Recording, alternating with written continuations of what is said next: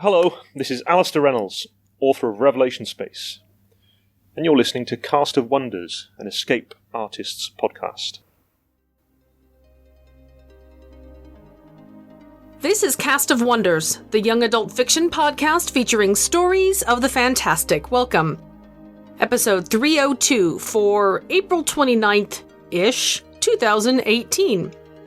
Our story this week is Restoring the Magic by Ian Creasy, originally published in Neverland's Library Fantasy Anthology, edited by Roger Bellini by Ragnarok Publications in April 2014. Ian Creasy lives in Yorkshire, England. He began writing when rock and roll stardom failed to return his calls, a common problem. So far, he has sold 70-odd short stories to various magazines and anthologies. His debut collection, Maps of the Edge, was published in 2011. A second collection, Escape Routes from Earth, came out in 2015. His interests include hiking and gardening, anything to get him outdoors and away from the computer screen. The story is narrated by Brian Lieberman. Brian is a fruity marketer by day and unapologetic nerd by also day and night and most of lunchtime as well. As the Pseudopod community manager, he mostly tends to the horrors of Pseudopod Towers, but occasionally ventures outward to visit the other Escape Artists podcasts as well. He lives in Columbia, Maryland with his wife, a roommate, a cat, and a school of fish. And now we've a tale to tell.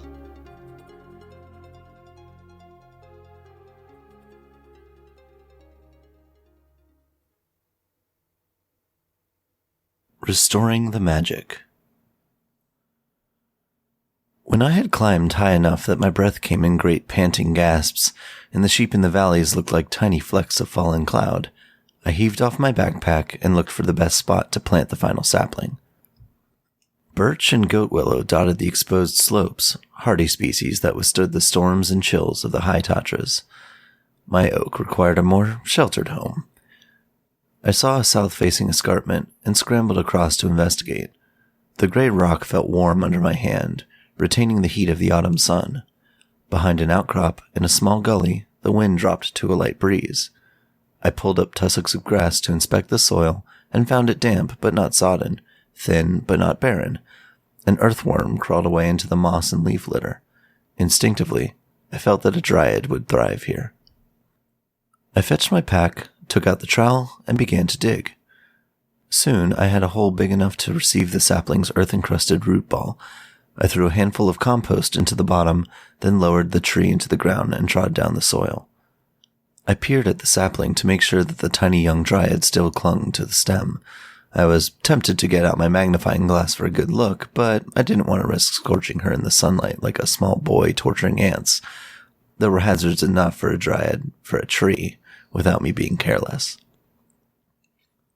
I staked a large plastic tube around the sapling to protect it from sheep, rabbits, and other nibblers. The plastic looked nasty and artificial in the rugged Slavic countryside, but it would biodegrade in a few years. Finally, I recorded the location in my logbook and tied a small metal tag to the tree. The reintroduction zone was secluded, but not secret. The tag contained a project code, a dryad number, and my initials, BK. My parents christened me Jeremy Benedict Kemp, but at university I dropped the first name and began signing Ben to the emails and Christmas cards I sent home. This was my fourth project since graduation, and my second outside England. I looked forward to tagging my initials across the world as we strove to restore the magic it had lost. I just needed a permanent job with the Phoenix Foundation. I couldn't afford to keep doing voluntary placements.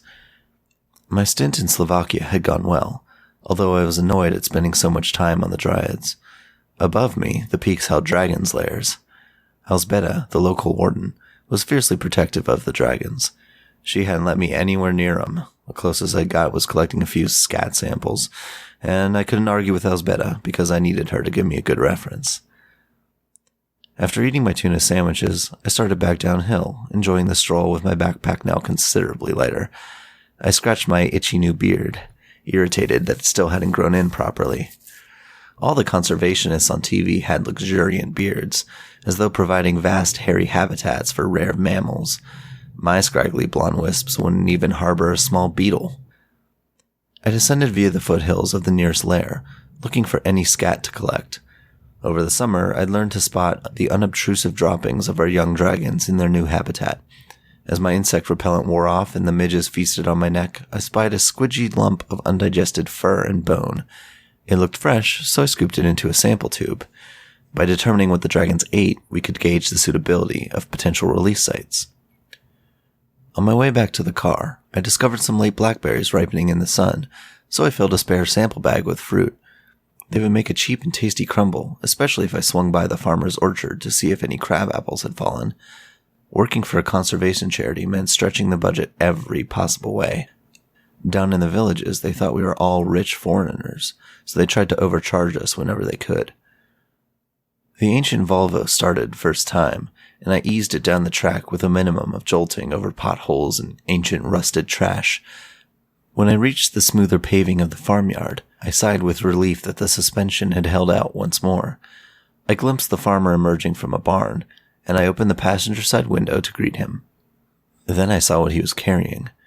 The farmer rushed towards me and threw the carcass onto the bonnet, splattering blood and tufts of wool all over the windscreen. He leaned down and shouted through the open window, blasting me with pipe tobacco breath, fuggy enough to smoke bees from a hive. "Bastards! You trying to ruin us, you ignorant donkey!" I'd made an effort to learn some Slavic, but he spoke far too fast for me to pick it all up. I let him shout for a while, until he ran down and started coughing. Then, not without trepidation, I got out of the car. "I'm sorry for your loss," I said, carefully repeating one of the first phrases I'd learned. "If this is dragon kill, you may be entitled to compensation." "If?" He pointed to the mangled limb. "You think my cat did this? You think it fell down the stairs?" "It might have died naturally. There are other scavengers." Under pressure, I ran out of words. I didn't want to provoke him, but we needed to educate the locals that very few losses were really due to predation. Our dragons, being young, mostly ate rabbits rather than livestock. This lamb wasn't much smaller than an adult sheep. I was surprised a dragon had tackled it. I rifled through my folder and plucked out the appropriate form. The farmer shot me a disgusted look from beneath his vast eyebrows. "Is that a magic spell to bring sheep to life?" He crumpled the paper and tossed it aside. If he didn't want compensation, that would stretch the budget further. A shrill voice came from a high window across the yard. I didn't catch the words, but the farmer sagged under the weight. He bent down and grabbed the form, smoothing it as best he could. While he used the car's roof to write down his details, I dumped the carcass into the back. At the lab, we'd examine the remaining skin for hemorrhages. Only live animals hemorrhage when bitten. The farmer handed me the completed form, which gave his name as Yosef Squiggle something, and said, "We have a right to protect our flocks, and we have plenty of guns." A fierce protective urge rose inside me. "You can't possibly need to do that," I said. "How often do you lose stock? When was the last time?" "The more creatures you let loose, the more sheep we'll lose." "That won't happen. Our research shows—" He shouted an obscene insult and went on. "What do you know about farming, you soft-handed foreigner? Never done a hard day's work in your life. I've already called my brother. Our hunters will go up the mountains, through the towns, into the Belyanska cave if they have to." He paused to glare at me and relight his pipe. "Wherever the monsters live, we'll find them and shoot them." I wanted to tell him that was illegal. I wanted to convince him that iconic predators created far more tourist income than they destroyed in livestock. I wanted to talk to him about restoring ecosystems and our responsibility to put a little magic back to replace all that we'd lost.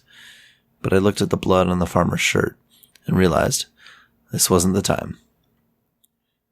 "Yosef, I hope you'll think again before you do that," I said, getting into the car. "Once more, I'm sorry about this. The office will be in touch about any compensation." I decided not to ask for any apples as I left.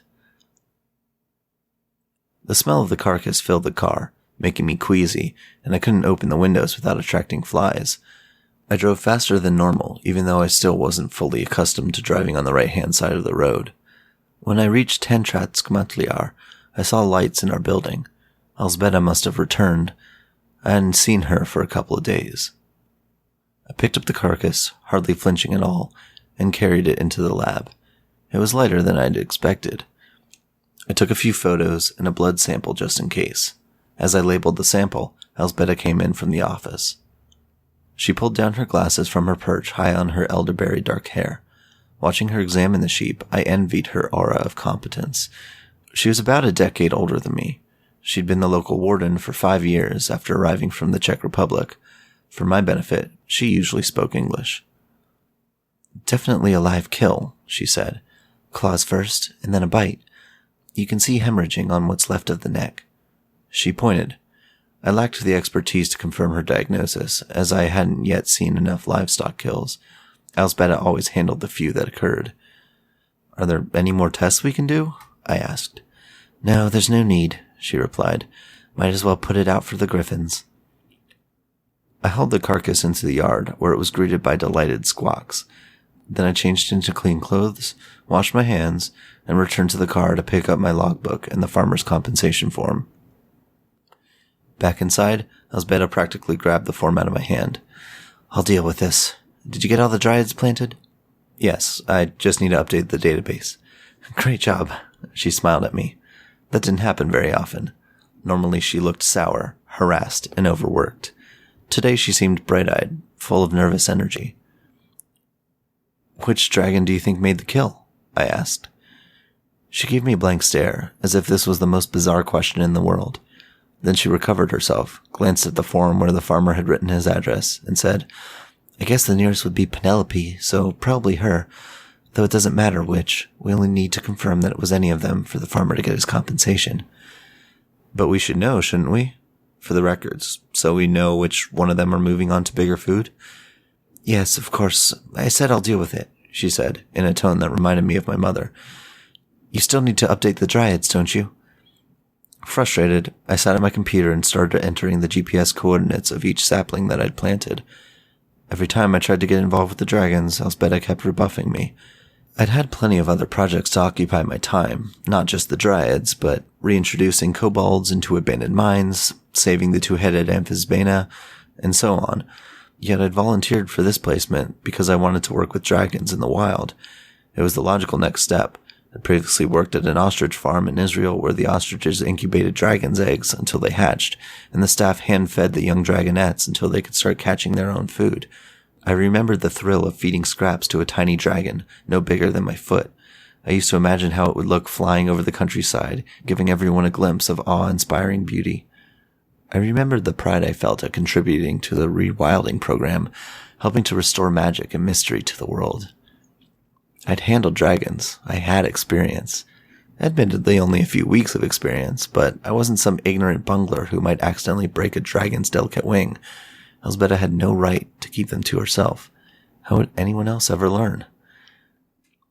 It had been a long day out in the hills, and it took me another hour to finish the Dryads' records. To boost my chances of securing a permanent job, I needed to excel at bureaucracy as well as conservation. I painstakingly updated the database, cross-referencing permits from the Slavic authorities alongside European Union grant applications. Then I signed off the file. Elsbetta countersigned it before she left. She had some evening meeting to attend. I yawned and thought about going home to the hostel that I shared with various students and gap-year travelers. On an ordinary day, I would have gone, but my placement was coming to an end, and I needed to squeeze as much experience out of it as possible. I was determined to expand the Dragons entry on my CV. And I remembered that I still had the scat sample in the car, the one I'd collected before all the businesses with the sheep carcass. I'd brought in samples before, but Elsbetta had always done the analytics. Still, I'd watched her a couple of times, and the equipment hadn't looked very difficult to use. Why shouldn't I try it myself? As I returned to the car to retrieve the sample, I heard the griffins in the yard squabbling over roosts as they settled down for the night. Back at the lab, I fired up the sequencer. This impressive piece of kit had presumably swallowed most of the budget. Just turning it on made me feel like I was starring in one of those TV shows where scientists and detectives make important discoveries using shiny machines. The screen asked me for an authorization code, which I supplied after ferreting out Elsbetta's emergency post-it note of passwords. I placed the sample tube, still sealed, in the appropriate receptacle, Then I closed the lid and pressed the go button.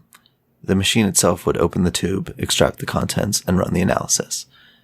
In my eagerness, I'd forgotten that it was a slow process. Expensive as it was, the sequencer couldn't produce instant results. I would have to wait. What could I do in the interim?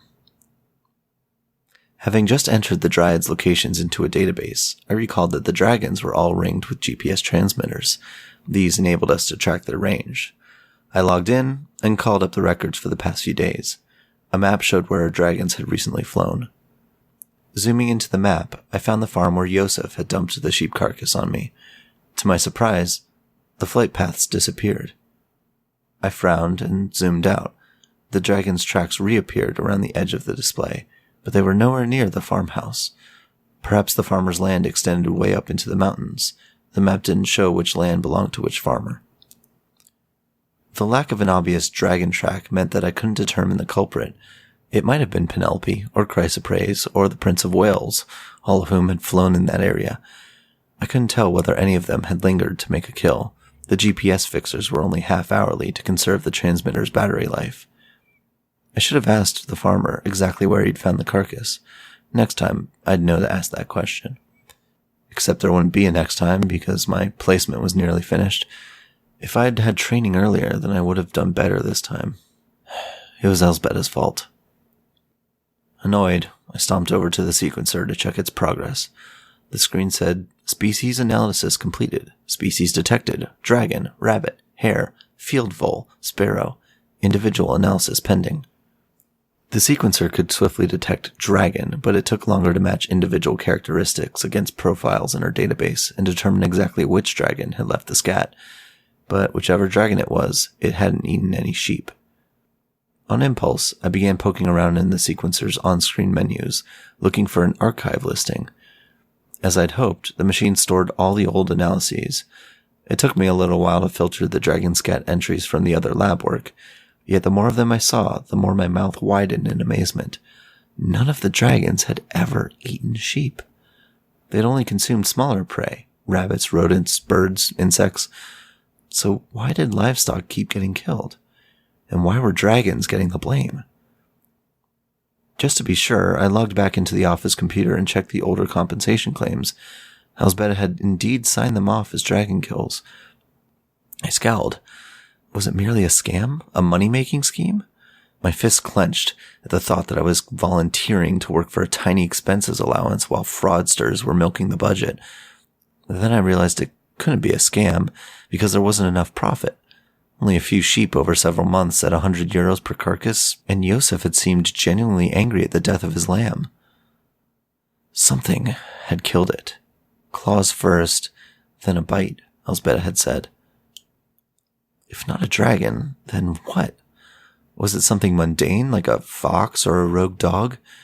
No, because Yosef wouldn't have blamed monsters, and Elsbetta surely wouldn't authorize compensation for anything outside the Foundation's remit. I racked my brain for about 11 seconds, until I remembered the master database of all the reintroduction programs. I called it up and entered Slovakia in the regional filter. A list emerged. The dragons, the dryads, the kobolds, the griffins that never left our yard because they were too domesticated. I already knew about every creature on the list, and none of them looked like a sheep killer. Yet that made sense. If the real culprit had been in the database, then Elsbetta wouldn't have needed to blame the dragons. This was definitely a cover-up. Suddenly, the office felt colder and full of shadows. I was alone and far from home. The moonlight shining through the windows reminded me that I'd spent hours in the office after a full day outdoors. Feeling the need for human company, I closed everything down and set off back to the hostel. As I drove, I kept wondering what killed those sheep. Whichever creature was responsible, there couldn't be very many of them. There'd only been a half a dozen kills over the past 6 months. A kill every month. I pulled over and stopped the car because I couldn't focus on the road ahead. I was too busy trying to remember the dates on those compensation forms. Had they really been at monthly intervals? I didn't dare return to the office to check. I drove on, into the moonlight. The next day, I decided that I didn't need to go back to the office at all. My placement was almost over, and I'd completed the Dryads project, so there would only be routine scut work to do. and I felt disinclined to contribute any more of my labor in the service of a cover-up. The sensible action would be to stick out the final days and not say anything that might rock the boat. I would probably never return to Slovakia, so what did any local misdeeds matter? But I wanted to find out what was going on, if only to validate the efforts that I'd already made. I phoned Elsbeta and asked her to meet me at a cafe in town, ostensibly for a celebratory lunch to mark the end of my placement. Although I could have talked to her at the office, I felt safer meeting her in public. During my stay, I'd quickly learned that food was cheaper if you went somewhere less tourist-oriented. Of course, this meant a lack of English-language menus, and I'd spent weeks ordering adventurously until I figured out what everything meant. This particular cafe served lots of brinzda and osztepok, sheep cheese, which I no longer felt like eating. I sighed and tapped my fingers on the red tablecloth while I stared at the Warhol imitation prints on the walls. When she arrived, Elsbeta ordered onion soup and an egg sandwich. Like many conservationists, she was a vegetarian, a fact that now seemed hard to square with my wild surmise of the night before. I ordered a tuna salad. Before Elsbeta could distract me with any small talk, I looked her in the eye and said, "I know the dragons haven't been eating sheep." She flinched, but didn't speak. "Something out there is eating sheep," I went on. "What is it, and why are we covering up for it?" "If you don't know that, I'm not going to tell you," she said, sounding relieved. "You're right, there is a secret program, but only a few senior people know about it. You haven't been with the organization for long enough." "Why does it have to be a secret?" I demanded. Elsbeta gave me a frosty stare. "The same reason as always. Protection. We don't publicize the location of the dragons' nests because we don't want anyone hunting the dragons or stealing their eggs. You know that. And the principle is the same here." "But I'm a volunteer," I protested. "I'm not an egg thief or some idiot with a shotgun." "No, but you're only here temporarily. Soon you'll go home to England or to another placement elsewhere. You don't need to know every detail of what's happening here in Slovakia. If you did know, then..." She shook her head. "Secrets are like viruses. They spread, even when people don't mean to spread them." "So you don't trust me?" I said bluntly. "Not until you've proved yourself. Look, you seem like a nice guy, but I've only known you for 3 months. You've done a few placements, but they've been, less than a year altogether? If you stay with the Foundation, then gradually you'll acquire more responsibility, and you'll learn more about what we do." She paused and held my gaze. "You've done well here. You've worked hard. You've been reliable. I'll write you a good reference. You'll get another job, a permanent post. Just give it time." Our food arrived, and she began lapping up her soup. I understood the implicit bribe that Elsbeta offered. If I stopped asking awkward questions, then she would smooth my path into a salaried role with the organization. She would give me what I wanted. Yet I'd formed that ambition when I thought I understood what the Phoenix Foundation did. Should I still aspire to join it? How could anyone be confident that they supported the organization's goals if some of them were secret? It just wasn't me. What about all the other volunteers, workers, donors? "I understand your point about the dragon's nests," I said, "but we don't hide the fact that we're reintroducing dragons. Everyone knows they're out there somewhere. Yet if we run secret programs, then how can anyone agree or disagree with what we're doing?" I remembered the European Union grant applications in the database. We take taxpayers' money. If we lie about what we do with it, that's fraud. Elsbeta was already shaking her head. "It's not fraud. Don't be silly. We're not spending it on unrelated fripperies. We're fulfilling our mission. If you go to our website, what's the slogan at the top of the homepage?" It took me a moment to remember. "Restoring the magic." Exactly. But how magical is a dragon with GPS transmitters on its leg and CCTV cameras in its lair? Real magic is mysterious. It's hidden. It's not labeled on a map, and it doesn't have technical specifications in a downloadable PDF file. But it does kill sheep, apparently. Elsbeta shrugged. "A small number of sheep for which full compensation is paid. And the dragons get the blame." I remembered Yosef's anger. That farmer talked about shooting them. She smiled. "Oh, it's all a big show to make sure they get their money. I bet you thought he was hard done by, huh? It's what they want us to think. The compensation is actually more than the market value of those sheep. That's why... She stopped mid-sentence and instead concluded, that's why you don't need to worry about the dragons. I sighed and leaned back in my chair, wondering what she'd nearly said. Magic must have its secrets, she said firmly. Without secrets, it isn't magic. But we live in an open society, a democracy. To reintroduce dragons, we had to educate politicians and voters and get them on board. That's how it's supposed to work. We can't just secretly reintroduce anything on a whim, not without some kind of scrutiny, not without licensing and all that.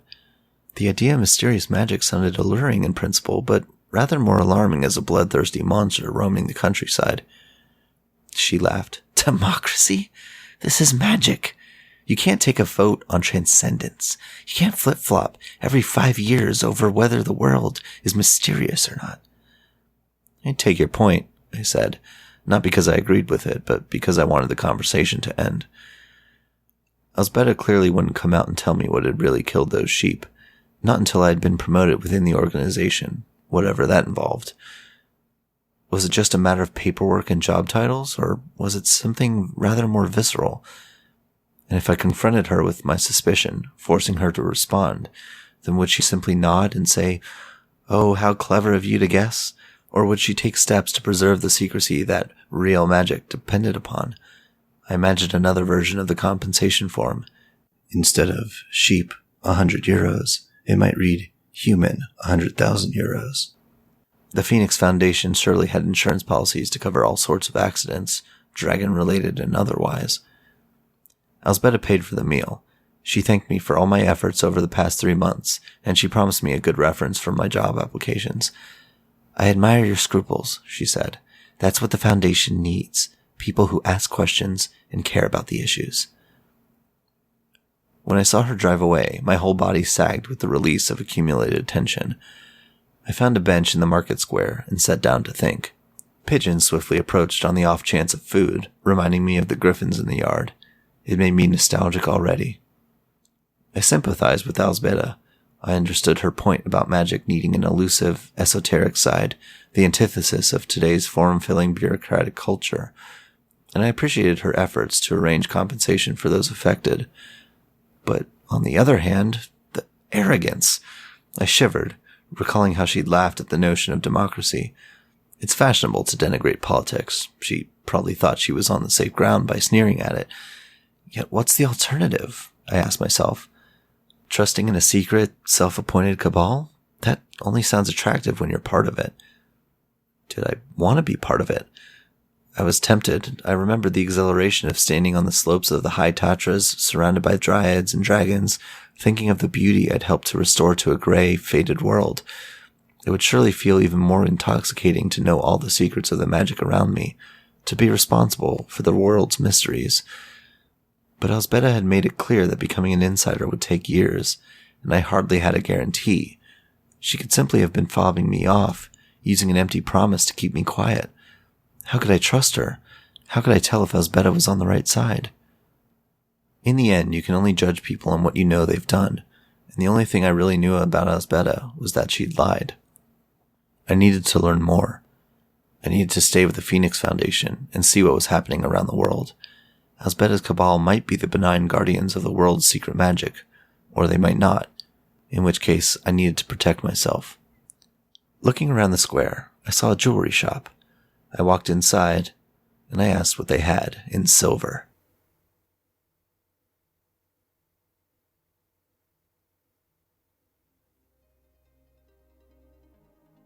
Magical creatures, politics, and conservation effort.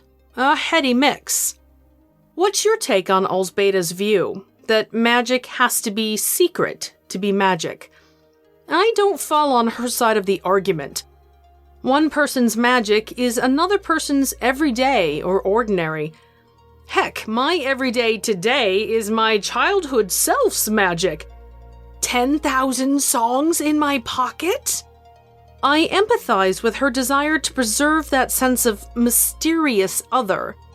But when you start talking about democratic principles as a nice to have, like Ben, I start backing slowly away, looking for the exits. Reminder, Escape Pod's Flash Fiction Contest is now closed to submissions, but you haven't missed out on all the fun. Voting for the winner starts on May 12th and is open to any member of our community forums. If you haven't created an account there already, just head over to forum.escapeartists.net and register. It's easy and it's free.